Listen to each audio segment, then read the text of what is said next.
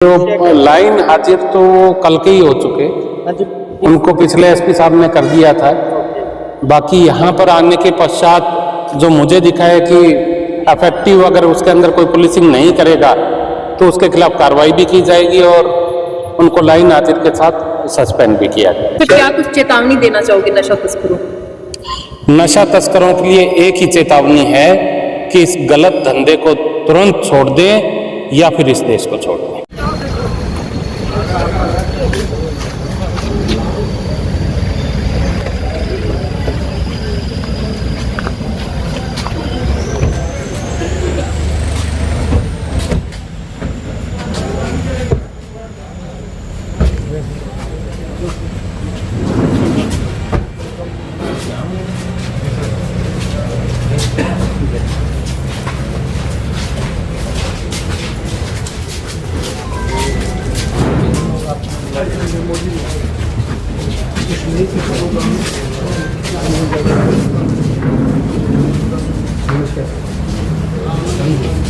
मैंने आज ही यहाँ पर ज्वाइन किया है और मुझे पता चला कि कुछ ऐसे गांव हैं जिनमें कि नशा की समस्या काफ़ी ज़्यादा है, गंभीर है।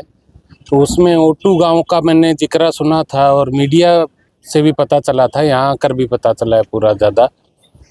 तो मैंने आकर यहाँ पंचायत से मौजूद व्यक्तियों से बैठक की है ताकि इस समस्या का उन्मूलन किया जा सके और इसके ऊपर क्या क्या हम स्टेप्स उठाएंगे।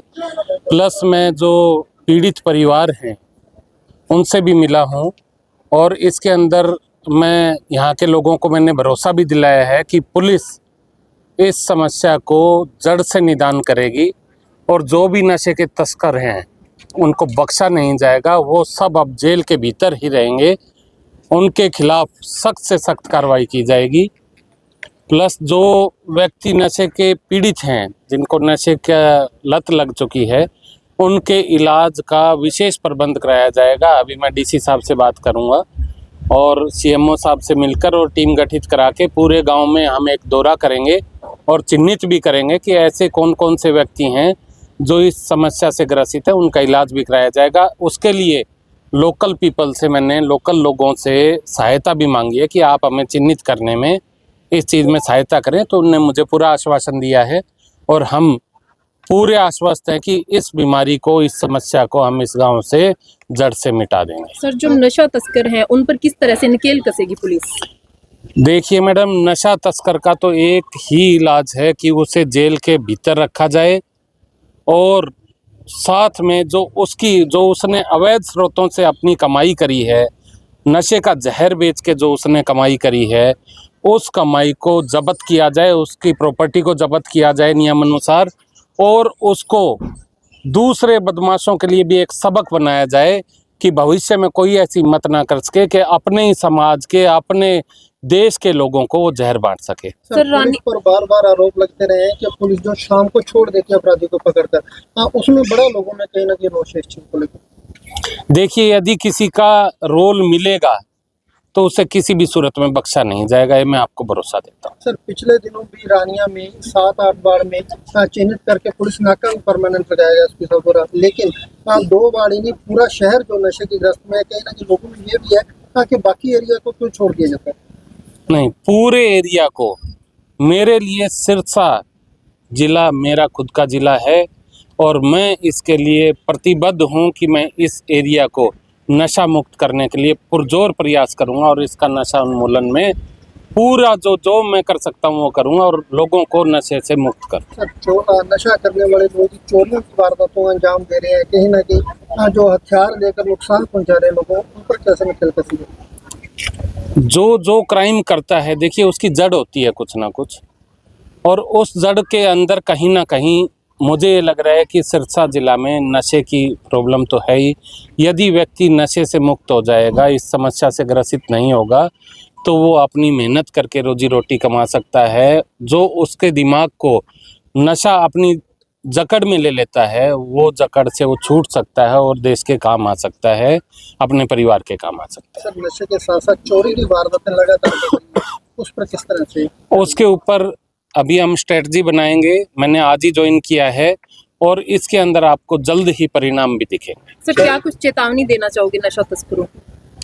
नशा तस्करों के लिए एक ही चेतावनी है कि इस गलत धंधे को तुरंत छोड़ दें या फिर इस देश को छोड़ दें। सर, पुलिस किस तरह अभियान चलाएगी इस नशा तस्करों के खिलाफ? के लोग जो है पुलिस डरते हैं शिकायत देने के, वो ना डरे। देखिए, मैंने अपना खुद का नंबर दिया है यहाँ पर ताकि लोगों में भरोसा बन सके, और उनसे मैंने रिक्वेस्ट भी की है कि यदि आप कोई सूचना देंगे मेरे नंबर पे दीजिए और आपका नाम कहीं उजागर नहीं होगा।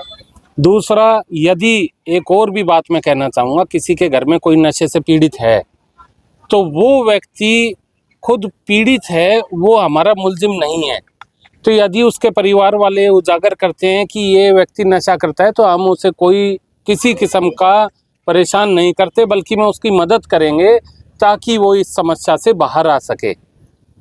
बाकी जहाँ तक नशा तस्कर का सवाल है उसको हम नहीं छोड़ेंगे। थानों चौकियों में स्टाफ की बड़ी कमी है, कहीं ना कहीं लोगों को नहीं, कोई कमी नहीं है जी, पूरे हैं। और मैं तो ये कहता हूँ आपको, हमारा एक जवान एक गांव के लिए पर्याप्त है, कोई दिक्कत नहीं। डीआईजी साहब ने देखे हैं कि पुलिसकर्मी जो है थैंक यू प्लीज जैसे शब्द इस्तेमाल करें, क्या लगता है आप पुलिस का रवैया चेंज होगा?